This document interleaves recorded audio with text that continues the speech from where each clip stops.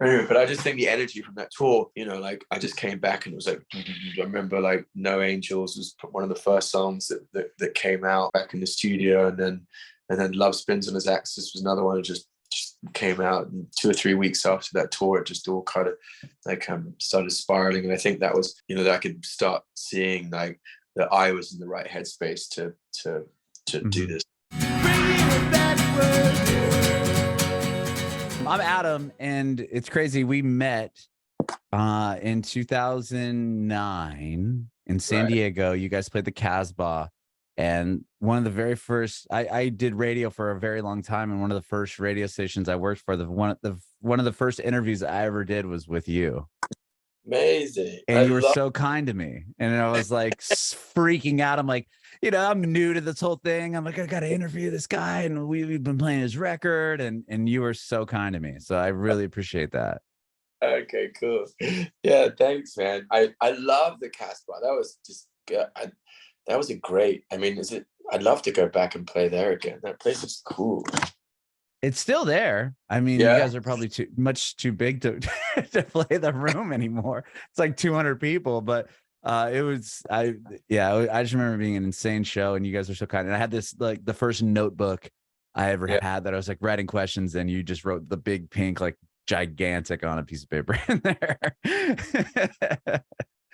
So I appreciate that. You really definitely made it. So I was like, okay, it was cool interviewing somebody. If you came off, like, if the person was mean, I would have been like crushed. You know what I mean? Like, well, I don't obviously suck at this, but anyway, again, I appreciate that. But this is a podcast now about you and your journey in music, and I love the new album, and I want to talk to you all about that as well, if that's cool. But we always talk about the first off, just where. Tell me, where were you born and raised? I was born in London, in West London, and like around Ladbroke Grove, like Holland Park. Do you know that area? I honestly am not familiar. Are you like in the city or on the outskirts? Like right in the city. I'm a city boy. Yeah, right in the middle. You know, concrete. You know, no garden. That's cool. Do you come from a musical household? No, like not really. Like there was a lot of music being played in my house, but like no one like played an instrument or was in a band or anything like that. It was like there was no wasn't like musical instruments knocking about. No one, I mean, I didn't get really encouraged to play. I mean, it was me that kind of decided, like, I want to play guitar. Do you know what I mean? Like, there was nothing. Yeah. And was that the first instrument you played? Was a guitar? Yeah. I remember, like, you know, this is like, I can't remember who these guitarists were, but you know, like back in like Metallica and Guns N' Roses.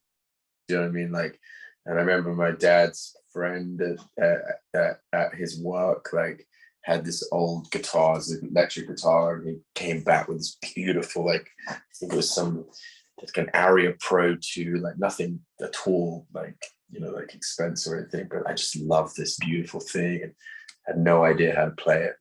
Got a little amp and shit, like, but yeah, I was about 11, I think. I mean, I took lessons eventually, but yeah, it was guitar was my guitar's always been my main instrument.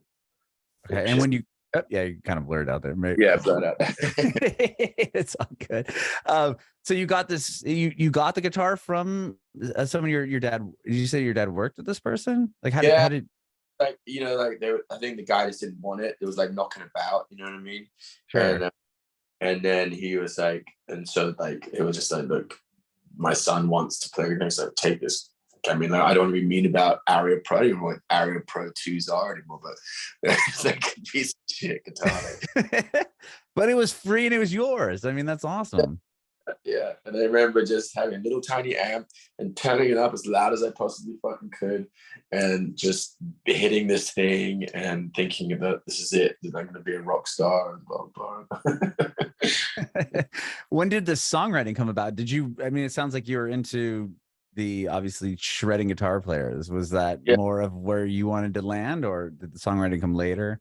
Yeah, I think that, like, I think in my head predominantly I wanted to be a guitarist. You know what I mean? I thought, like, I don't think I never wanted to be a singer. Like it wasn't like a, you know, I just thought, okay, I'm going to be a, you know, lead guitarist or some rhythm guitarist. You know, like I never like all the bands that I was in when I was a kid. Like I was never singing. You know what I mean? Fuck no. Do you know?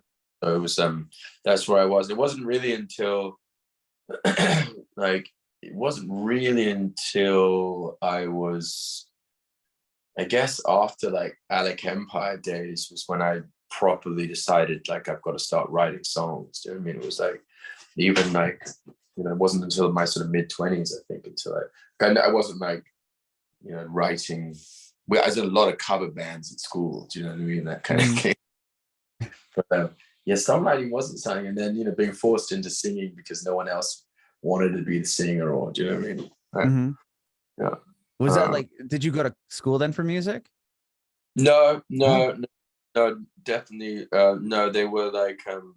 I went to one of these like horrendous like boarding schools in England, and they were like, they didn't even. I wanted to play guitar, and they were like, look, if you want to play guitar, you've also got to play like a real instrument. And I was like, okay, what is a real instrument? Like, so I played like trombone or something and guitar because you couldn't just play guitar. You know what I mean?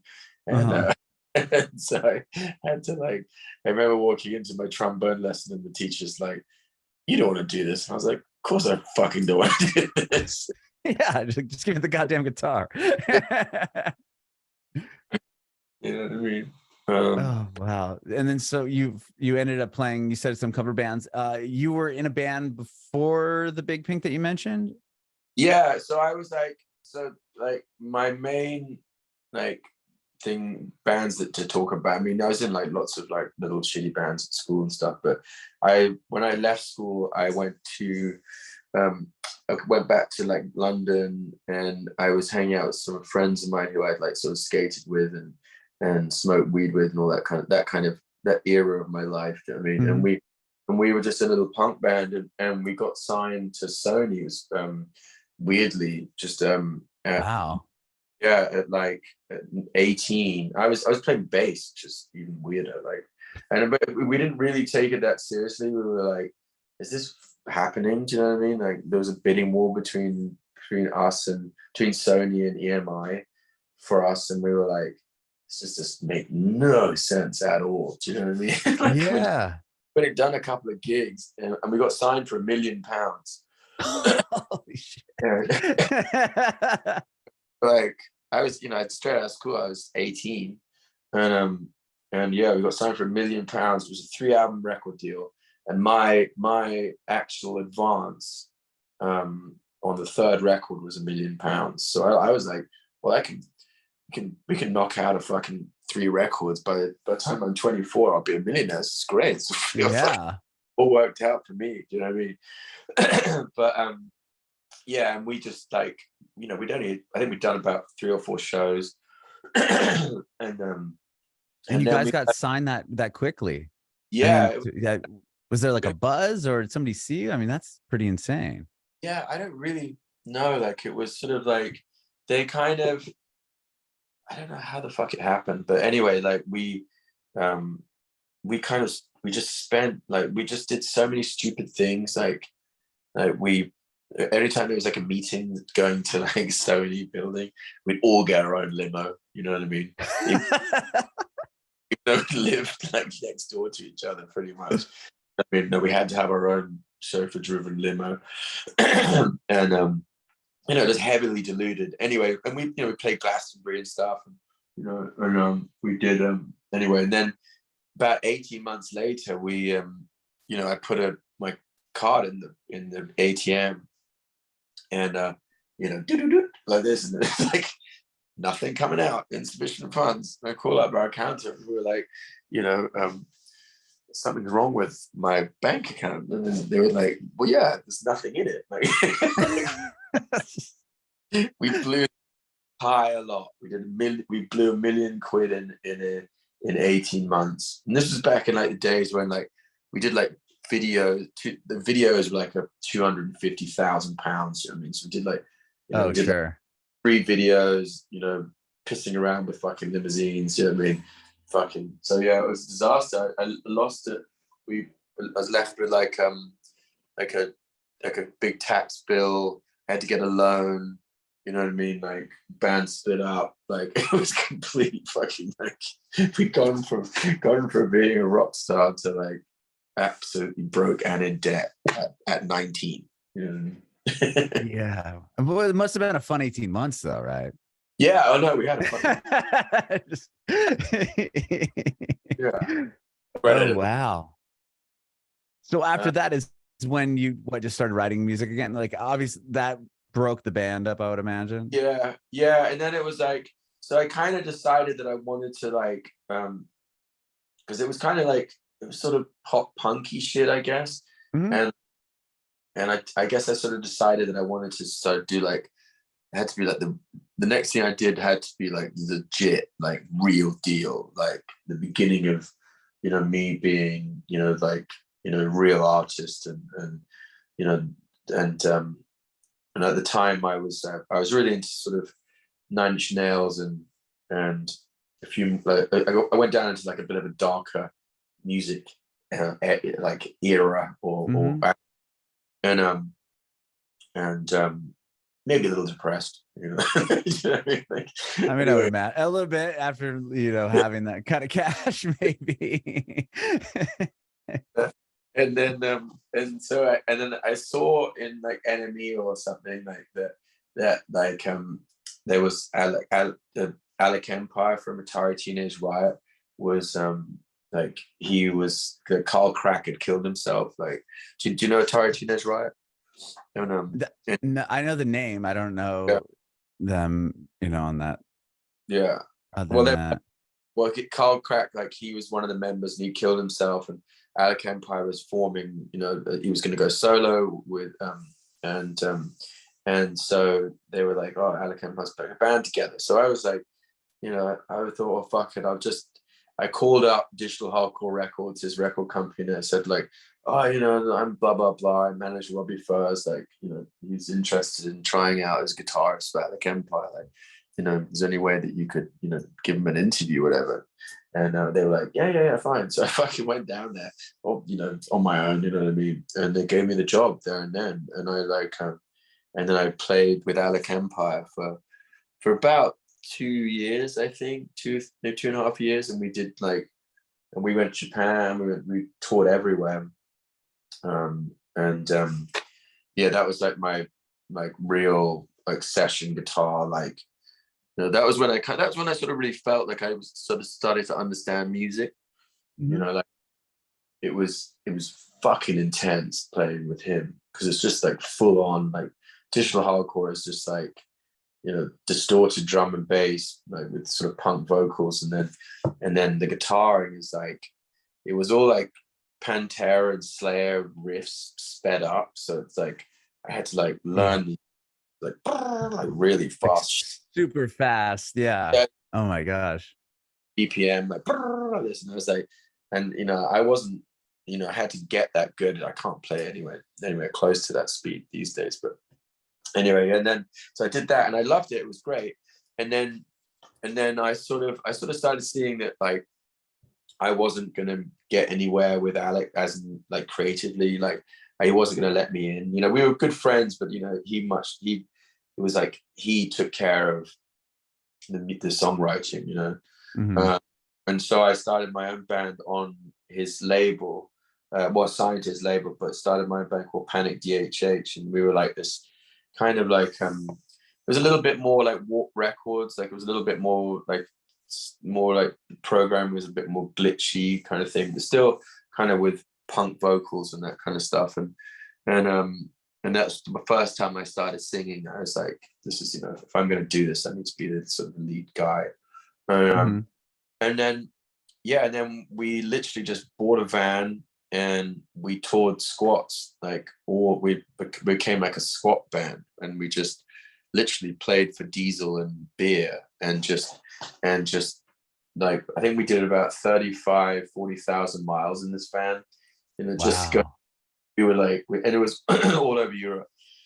So we'd literally like be like, oh great, there's a free show in Vienna, you know, can you be there, you know, in 2 days? We were like, yeah, fuck yeah. We get there and they'd be like, well, I gotta go back to Berlin. You reckon you can get Berlin in 3 days? It's like, yeah, of course we can. You know, like, and we just, you know, we must have, I mean, I thought at the time we were the coolest thing in the world. You know what I mean? We were all like dressed in like black military outfits, you know what I mean? Like barely like, you know, we barely washed or slept, or, you know, like we would turn up to these squats and there'd be like big sleeping areas, whatever, and dogs, and wake up fucking covered in flea bites and shit. Like, yeah, we were really paying our dues on this one. I was gonna say, wow, you can imagine that nowadays. Bands trying to do that. Yeah, fuck no, you know what I mean?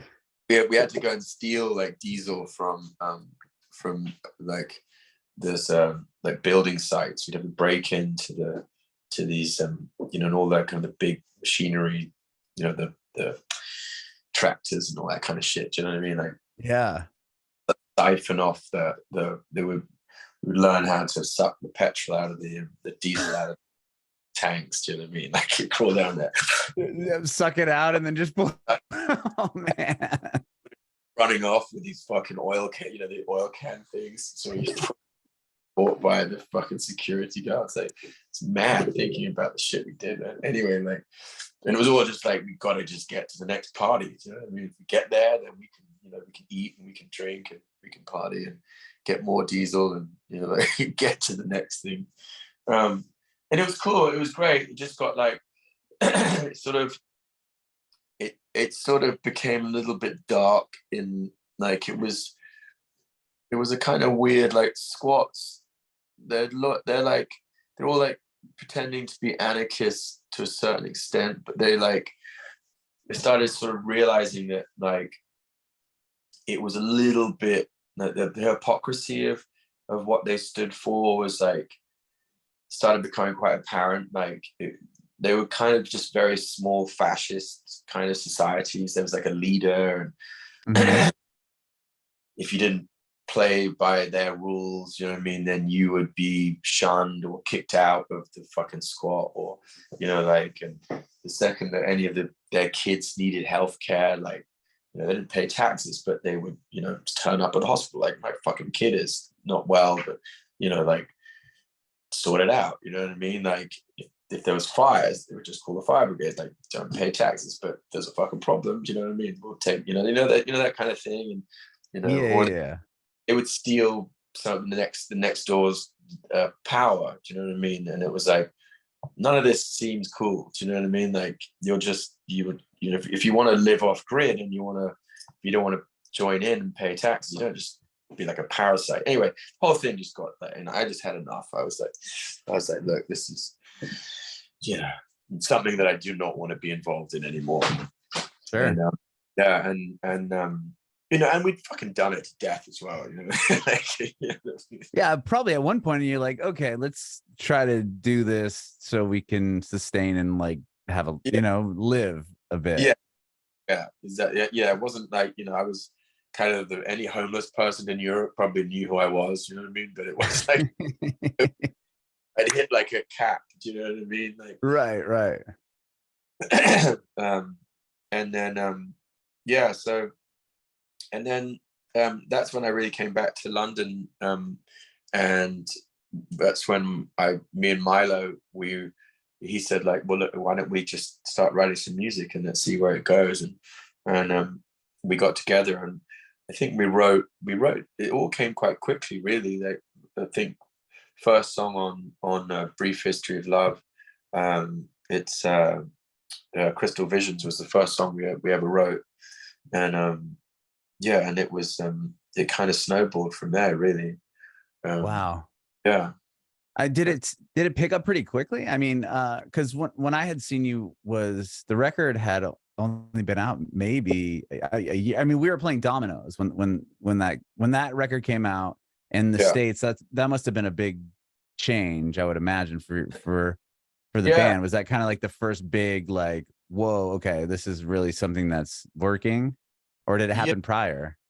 Yeah, it was like dominoes sort of happened, and we were like, okay, this is like, we sort of knew. Well, I was like, is this cool? Like, like, is this a good song? You know what I mean? Everyone was like, yeah, no, it's fucking great. Just run with it. You know what I mean? Like, so I was like, okay. And then like, and then we got in this Xbox ad, and that was what really propelled it in the UK. Suddenly it was like radio picked it up, and like this one advert just completely transformed everything, which was kind of, I mean, we were, there was a buzz about us, but like, you know, we were still kind of a small band, and then it was just this little moment with this ad, and I think it was being aired like in between, like, you know, Britain's Got Talent or something, so that the viewership, that ad was just like fucking insane, whatever, and that's when it kind of, then it sort of dominoes just absolutely just took over and became like its own entity, you know, like it was cool because it was sort of like, you know, people knew, like, you'd have to go, they go, what's your band called? It's a big pink, and you go, I'd have to be like, Dominoes, and they're like, oh, Dominoes. Yeah, I can see it. Yeah. I was like, could I not just be known for like for my yeah, for the band? We do have some other songs, do you know what I mean? Like, Right, and you had singles before that also did really well. yeah, we had like Velvet, we did pretty Mhm. well, do you know what I mean? So I'm just getting a sweatshirt. It's Oh, actually no. cold. It's cold in the morning in LA. And yeah, so, I see. I didn't realize that it came from an Xbox ad, and so it started as an Xbox ad in the UK, and then it eventually because BBC was playing it, and those stations, it became like more of an international thing.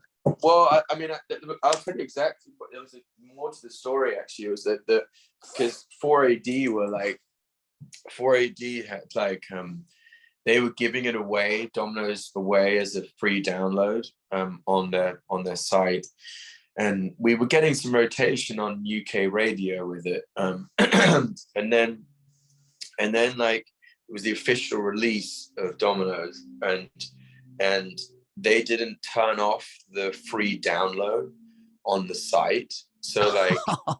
So like when it came out, it didn't sell because everyone was still being able to get it for free. Do you know what I mean?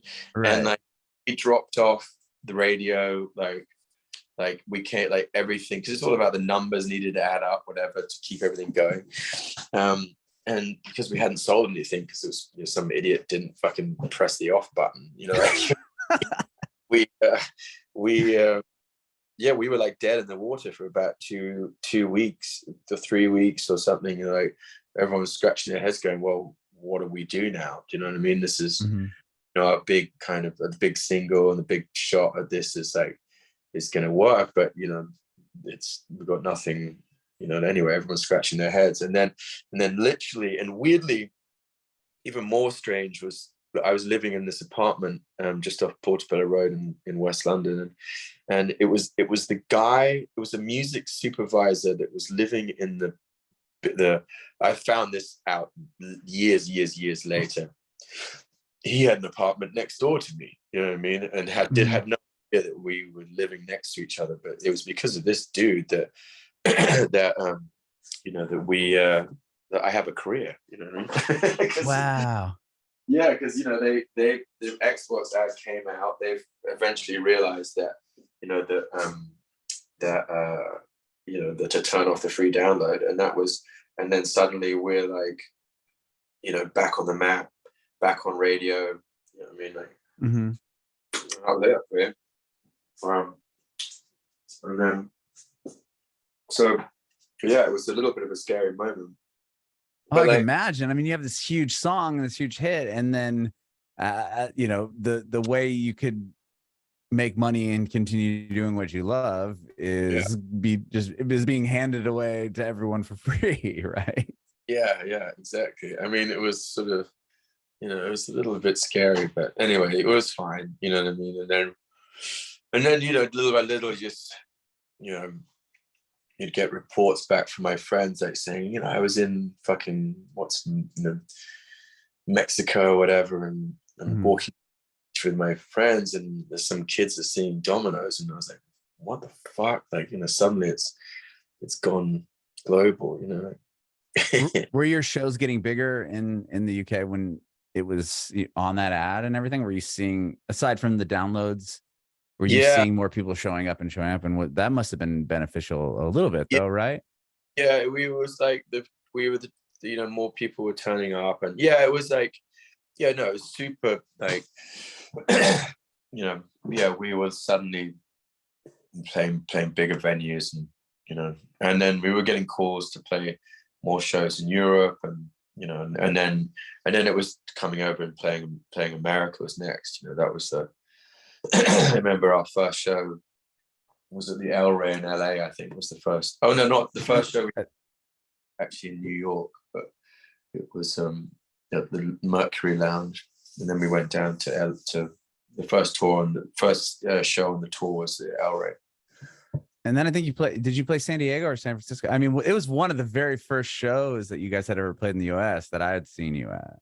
Yeah, maybe it was. Maybe we went from LA down to San Diego, then up to San Francisco, maybe. Yeah. It must have tour, yeah. Yeah, that's wild. Because we had just started playing dominoes. It was doing well. And then you guys did like Coachella. I mean, from that point on, it was like you did Coachella that coming year. And that's when I started really seeing your name all over the place.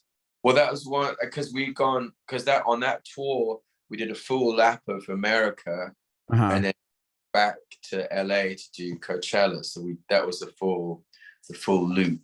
Okay. Yeah. Oh, yeah, because that would have been in November, and then Coachella usually was in April, so that makes sense. Yeah, you just stayed through that whole thing and then back to Coachella. That's crazy. Yeah, we toured a fuck of a lot on that record. We did we did 3 cycles of America on that first record, I think. At least 2 cycles on it, but you know, we really went for it on that record. There's like 3 years of touring on that.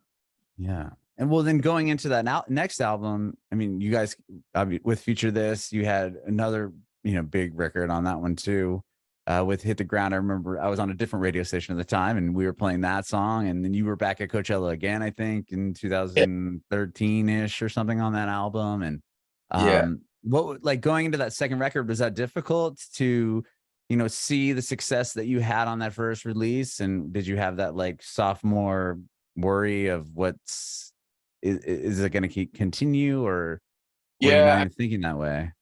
Yeah, no, we were really, it was a weird time, because it was that kind of, that real blend of like feeling very arrogant and confident, but then absolutely terrified, you know what I mean?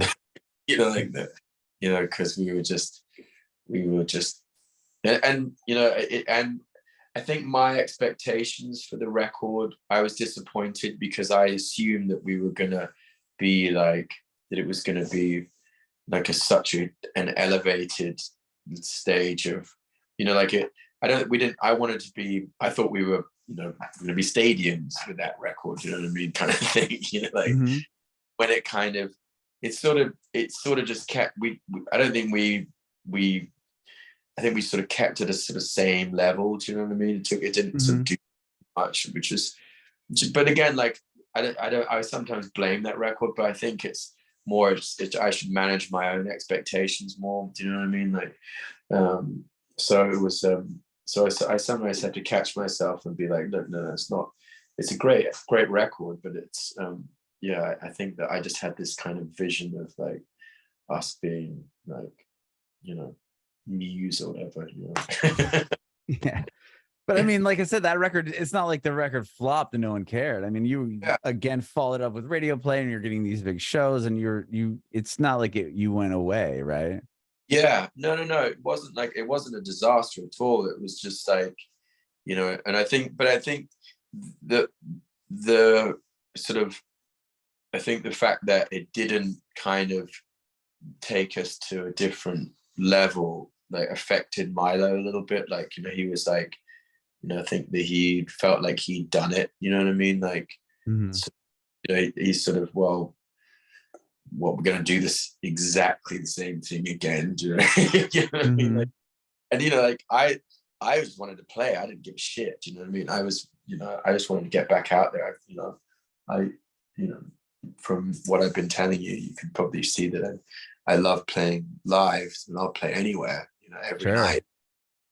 But he took a lot to get him on stage in the first place. So like, for him, I think he just, that's when we had lost. You could see the energy between me and him, and his energy for the Big Pink kind of start to dwindle a bit. It was a shame, because it kind of like, we then on the back of Future This had like a big thing big moment in Asia, where we went out and we did like, I think we did about 6 months touring of Asia, going back and forth, and we played like Taiwan like 4 times, like we did China, Beijing, like Hong Kong, Shanghai, then into Singapore, back to Japan, like, and but he wasn't on that leg. Like he said, look, I need to step away from this. And I was like, it was a sad moment. And I think like for me, it was like that's what happened after that, the record as well. I just, I kind of lost my mate. You know what I mean? I lost the guy I had started it with. So that's sort of, I kind of had to regroup a little bit and sort of step away from the Big Pink. Looking back on it, like I always think like, what happened there? And I think maybe an element of burning ourselves out with the concept of the Big Pink, maybe more than burning ourselves out in general. But I think that was when I think the big pause happened. You know what I mean? Like, this is right. Yeah. I mean, that would be difficult. Obviously, the two of you started it together, and you're writing with each other, and then now it kind of like, then it all kind of lands on you at that point, right? I mean, moving forward. Yeah, exactly. And I sort of, and I wanted to kind of, I felt like, if I'm going to do this now, it needs to be like 100%, like we can't, this record, I sort of Future This, I think we wrote it in about a year, I think, or maybe 8 months or something, and it was like, and I was like, look, there's no point rushing this next move. Like, let's just take a deep breath, you know what I mean? Like, let's just regroup. Let's sort of, let's find out, really where I am, where I'm at as a musician, and just sort of just take a knee, do you know what I mean? Mm-hmm. And that's when I kind of, and also like England at around, now we're like 2014, 15, you know what I mean? Mm-hmm. It got into like a sort of a little bit of a weird place musically, especially guitar music. Like, it was like, we went from being like cool as shit, do you know what I mean, to be like, no one thought that, indie bands with guitars, like, it was like, you were so uncool, like everyone had to be hip hop, you know what I mean? Like, right. And it was all that kind of skirt, that kind of shit, like, which, fine, do you know what I mean? Like but it was like, it wasn't us, you know what I mean? And and I think that a lot of people were migrating from, like, there seemed to be a real pull go to LA from New York and from London. Mm-hmm. Like, so we were like, okay, well,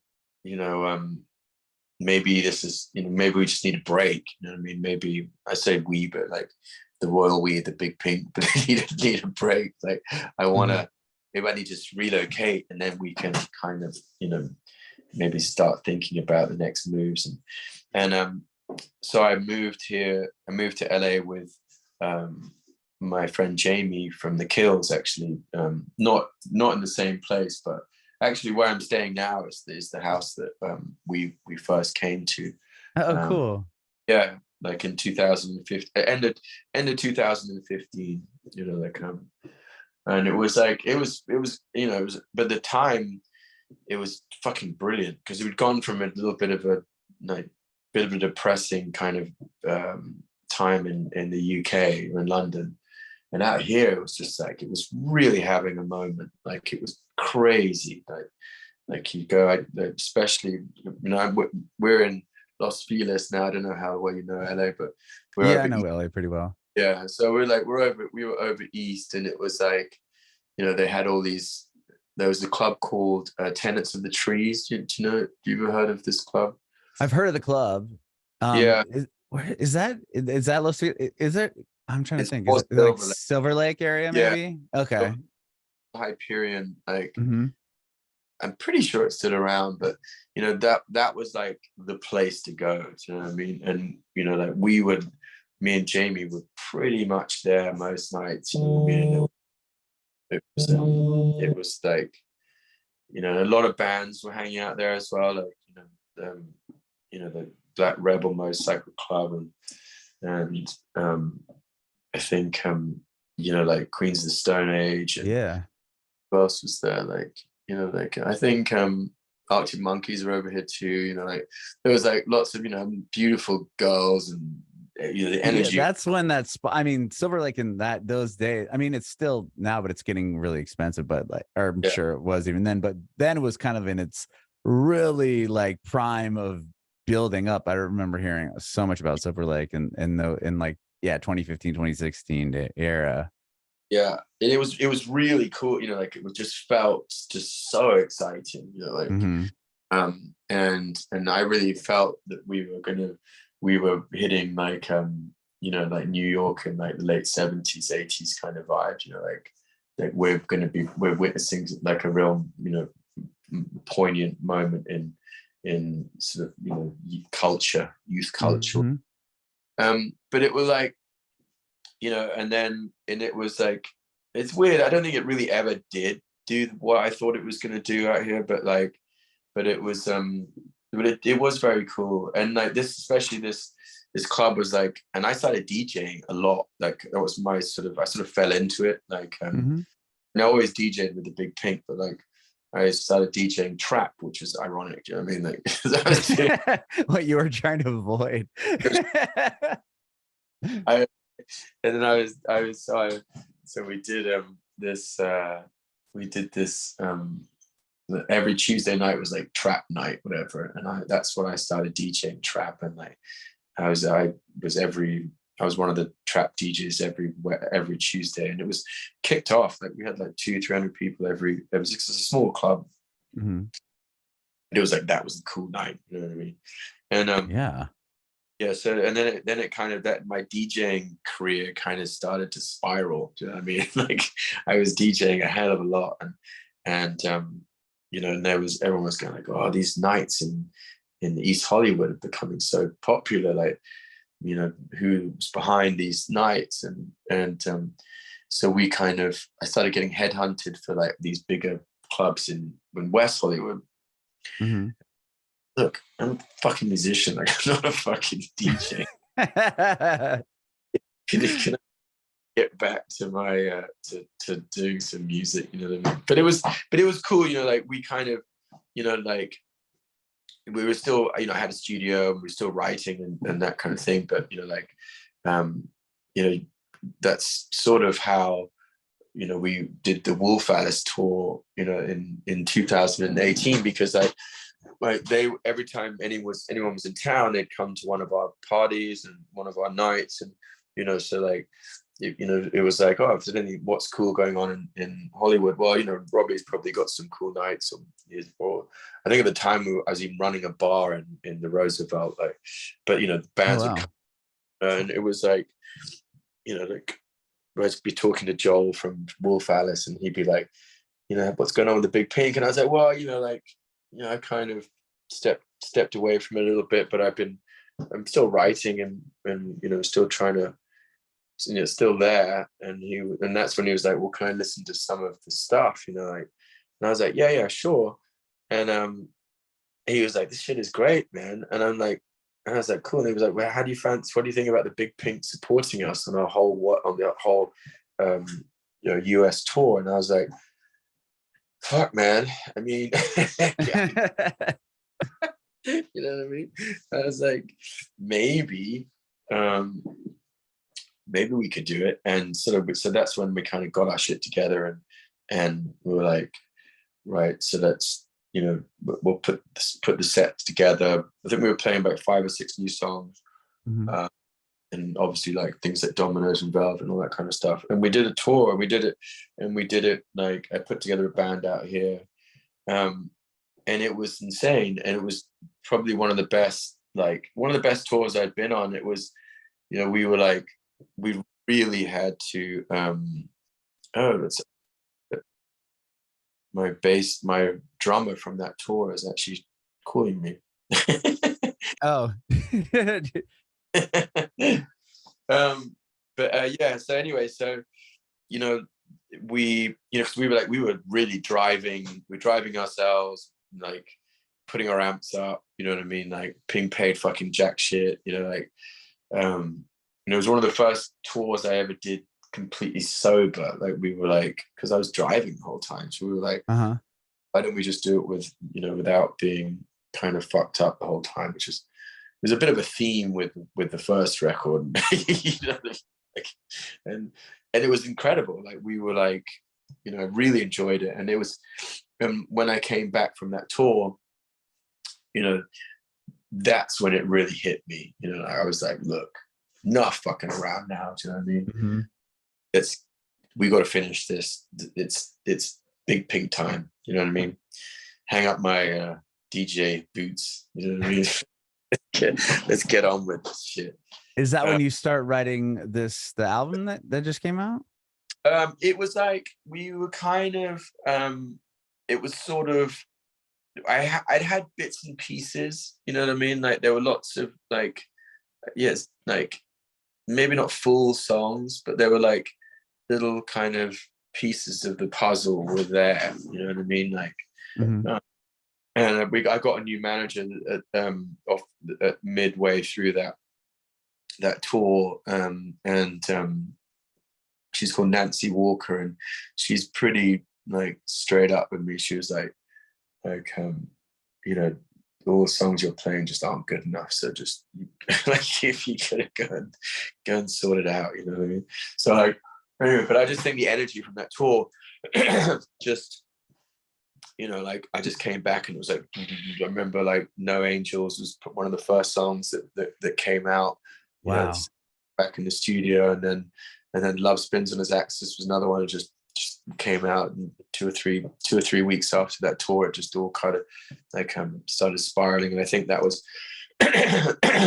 sort of, that I could start seeing like that I was in the right headspace to do this. And then I mean, the pandemic hits, and I'm sure that affects the album as far as recording and writing it at some point. Or I delivered the record. Like, I mean, I went in the studio with, so I met Tony Hoffer out here, and then we went into the studio beginning of 2019, I think. And we did the whole about a year, like finishing off bits of like writing, and then recording and production and mixing. We did the whole thing. We did it in little bits and pieces over that year, 2019. So I delivered a full record beginning of 2020, and that's when lockdown happened. So it was like, oh, great. You know what I mean? I get this whole record. Yeah. And I was really excited about it. And then I had to like sit there and go like, great, okay, cool. And then I don't know, I sort of suddenly was like, is this a sign? Like, can I just bow out gracefully now? Do you know what I mean? is this, I wanted to do it, man, but like, yeah. But this whole like pandemic happened, yeah, and then that was, it just didn't work out. Yeah. So, oh well, you know what I mean? Let's go. It's fine to figure something else to do with my life. So I was kind of, and I tell you what, it felt great. I was like, wow, this is great. Fucking thank God, no more fucking music. You know what I mean? But annoyingly, yeah, got out of the pandemic, and yeah, we got a deal and had to be a musician. Well, man, I love the album, dude. I think it's such a great record. Thank you. Yeah, honestly, I mean, to put out an album after 10 years, I'm sure that was probably something that was maybe were you overthinking it at all, or like, what if it's been 10 years, are people expecting a certain thing, or you just like, I don't really give a shit what anyone else thinks, I'm gonna put this out because it's awesome? Yeah, it was kind of like I wanted to be true to the sound of the Big Pink. Like I went back to kind of the first record, and I was trying to like I really put a lot of time into sort of figuring out like what it was that really made that record so successful, and how, and I wanted to see how I could like build on what the Big Pink sound is and is whatever, like how could I take it to the next level? If we're really gonna do this, like this next record has to be has to really solidify the Big Pink sound, but and take it and some, do you know what I mean? Mm-hmm. I feel like I've achieved that on this record. I think it's definitely the best Big Pink record to date, and I think that I think there's a maturity about it in the songwriting and in the production that the first record didn't have. But I think I've definitely regained the kind of the spirit of the first record. There's definitely a punk record. There's definitely like give a fuck kind of attitude to it, which I think is exciting, and I think and we're getting a great response. Like I think it's sort of I think it was I've been joking about I had to wait 10 years for my genre to become cool again. You know what I mean? Like, but it's like it is weird how everything's kind of circling back around with like pop punk, festivals, and it's bizarre. Yeah, exactly. So it was sort of, but I think going away for a bit, like I think it served us well, in because people are like, oh fuck, okay, cool, like they really have put some time into this, like this isn't just throwing this out, you know what I mean, like and I think that but I hope that this record you can feel we didn't cut any corners at all. There's so much detail in this record, like every part, every element has been heavily considered, so I'm really proud of it. Yeah, you should be. It's an amazing album. And are you doing a full tour to support it? I know you're doing James Corden coming up in a couple days, right? Like some media stuff, but terrified is the Corden thing. So you'll kill it, don't worry. Yeah, I hope so. That's everyone keeps saying that. It's like, you'll be fine, you'll do it. Like I'm like, well, fuck you guys, man. You're not gonna fucking stand up there. You don't have to go do it, asshole. Yeah, great. No, it'd be fine. It's just that it's one of those like it's a big deal, like but yeah, we'll be fine. But yeah, James Corden, we were supposed to have another show out here in LA, but it fell through, which I think was quite a good thing in the end. Sometimes things happen for a reason. Sure. And then we go to New York to do a show, but again, it was like a Halloween party, and it was like sort of a mad idea that we would literally just do James Corden, jump on a plane, fucking walk Halloween in party. Yeah. The fuck, like I don't think even is possible time-wise, really. Like I think we would have literally just, kind of arrived and walked on stage and done a show. So I think it was a bit unrealistic. So I don't think that's working. But yeah, we're gonna be we got some shows with Las Vegas at the end of December. So beginning of December, which I'm excited about. And then which another band from Blast from the Past, but like they were like James, the lead. Do you know Las Vegas? Yeah, I do. I know. Also, like, he was like, oh, would you come and do some shows, like do London show and do Glasgow? And I was like, yeah, I'd love to. And he said, like, oh, well, will you, like, how do you feel about coming on at the end of this our set and doing a song with us? And I was like, oh, he saw maybe a couple of songs. I was like, yeah, 100%. And he goes, what do you want, what should we do? And I was like, well, first off, we're singing Geraldine together, 100%. I'm gonna let you get away with that. You know what I mean? He's like, okay, 100% done. So I'm really excited about that. So we're gonna do Geraldine. And then he's like, awesome. yeah, isn't that cool? Do you know what I mean? So I'm hoping, like, hope he sticks to his word on that one. And then we're gonna do a cover. And I was like, he's like, let's just throw some cover ideas back and forth.